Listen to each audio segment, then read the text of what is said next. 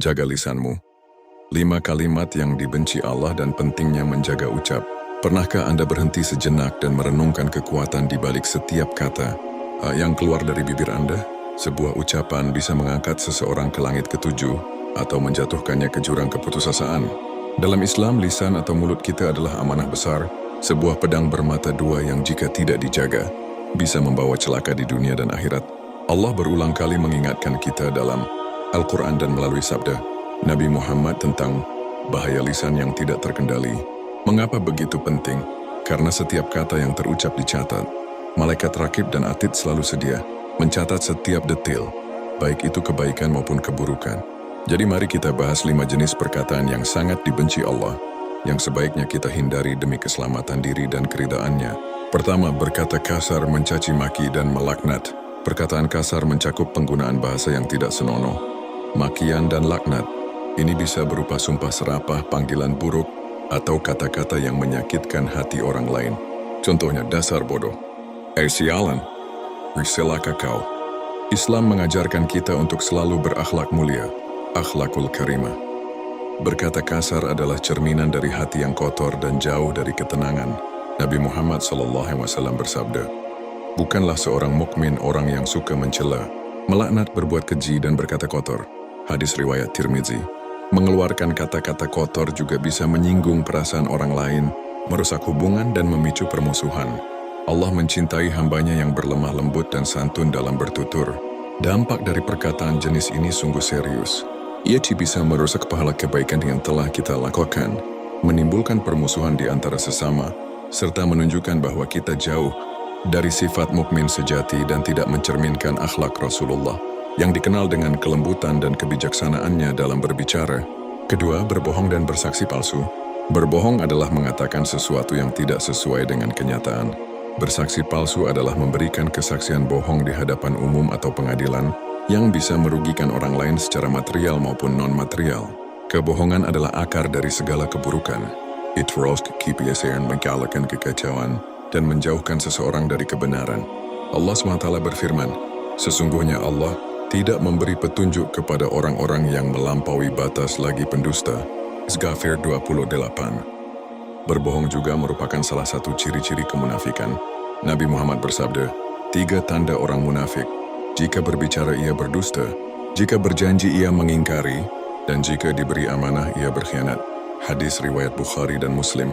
Bersaksi palsu jauh lebih parah karena ia bisa menghancurkan hidup seseorang dan menegakkan kebatilan. Orang yang sering berbohong akan kehilangan kepercayaan dari orang lain. Perbuatan ini termasuk dosa besar yang ancamannya berat dan bisa memadamkan cahaya hati serta menjauhkan dari petunjuk Allah. Kebohongan yang merajalela juga dapat merusak tatanan sosial kita. Ketiga, ghibah, menggunjing, dan namimah, mengadu domba. Ghibah adalah membicarakan keburukan orang lain di belakangnya, meskipun keburukan itu benar adanya. Contoh, si fulan itu pelit sekali padahal kaya. Sementara itu, namimah adalah mengadu domba antara dua pihak atau lebih, dengan menyampaikan perkataan yang dapat menimbulkan permusuhan atau perpecahan. Contohnya, kata sia kamu itu begini dan begitu, padahal tidak benar atau disampaikan dengan niat buruk. Allah sangat membenci ghibah. Dalam Al-Quran, Allah menggambarkan ghibah sebagai tindakan memakan daging saudaranya yang sudah mati. Hai orang-orang yang beriman, jauhilah kebanyakan purbasangka, kecurigaan, karena sebagian dari purbasangka itu dosa. Dan janganlah mencari-cari keburukan orang dan janganlah menggunjingkan satu sama lain. Adakah seorang di antara kamu yang suka memakan daging saudaranya yang sudah mati? Maka tentulah kamu merasa jijik kepadanya. Dan bertakwalah kepada Allah. Sesungguhnya Allah Maha Penerima Taubat lagi Maha Penyayang. Quran Surah Al-Hujurat 12. Namimah juga sangat dibenci karena merusak persatuan dan kasih sayang antar sesama muslim. Nabi Muhammad bersabda, tidak akan masuk surga orang yang suka mengadu domba, namimah. Hadits riwayat Bukhari dan Muslim. Kedua perbuatan ini mencerminkan hati yang dengki, iri dan tidak suka melihat orang lain bahagia. Ghibah dan namimah dapat merusak persaudaraan sesama muslim, menambah dosa kita, dan beberapa riwayat menunjukkan bahwa pelakunya akan mendapat siksa kubur. Lebih dari itu, perbuatan ini menjauhkan dari rahmat Allah. Keempat, berkata sesuatu yang tidak ada ilmunya, berbicara atas nama Allah tanpa dalil. Ini adalah tindakan berbicara tentang agama, hukum syariat, atau hal-hal gaib tanpa dasar ilmu yang kuat, tanpa dalil dari Al-Quran atau hadits syar'i, atau tanpa merujuk pada pemahaman ulama yang sahih. Ini termasuk mengeluarkan fatwa tanpa kapabilitas atau menafsirkan ayat Al-Quran dan hadits sesuka hati.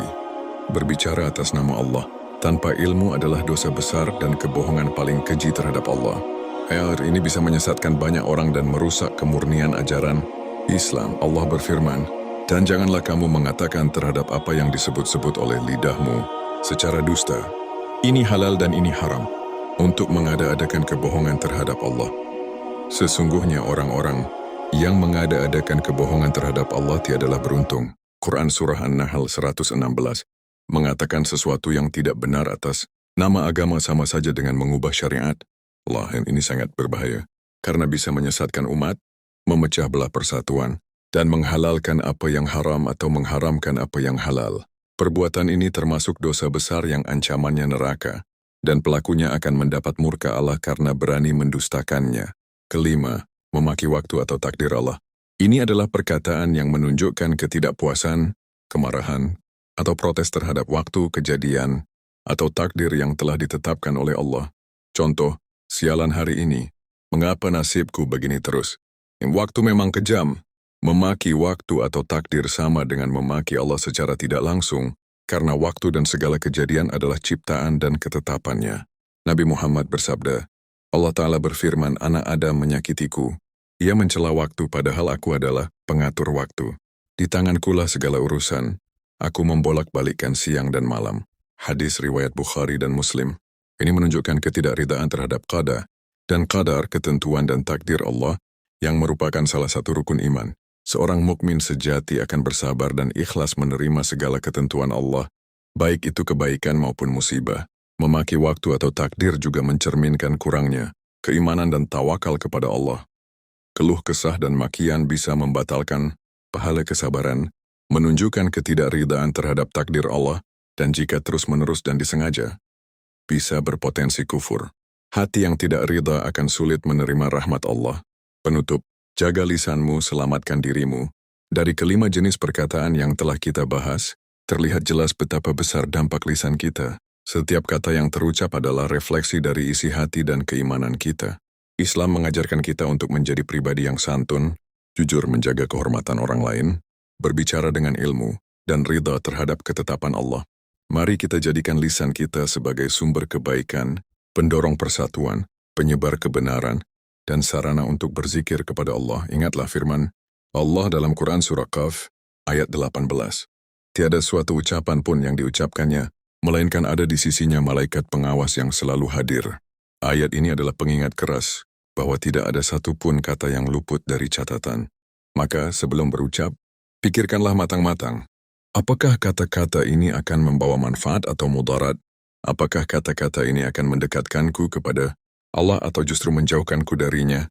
Dengan menjaga lisan, kita tidak hanya menjaga diri dari murka Allah, tetapi juga membangun masyarakat yang lebih damai, harmonis, dan penuh keberkahan. Semoga Allah senantiasa membimbing kita untuk selalu menjaga lisan kita pada jalan yang diridainya.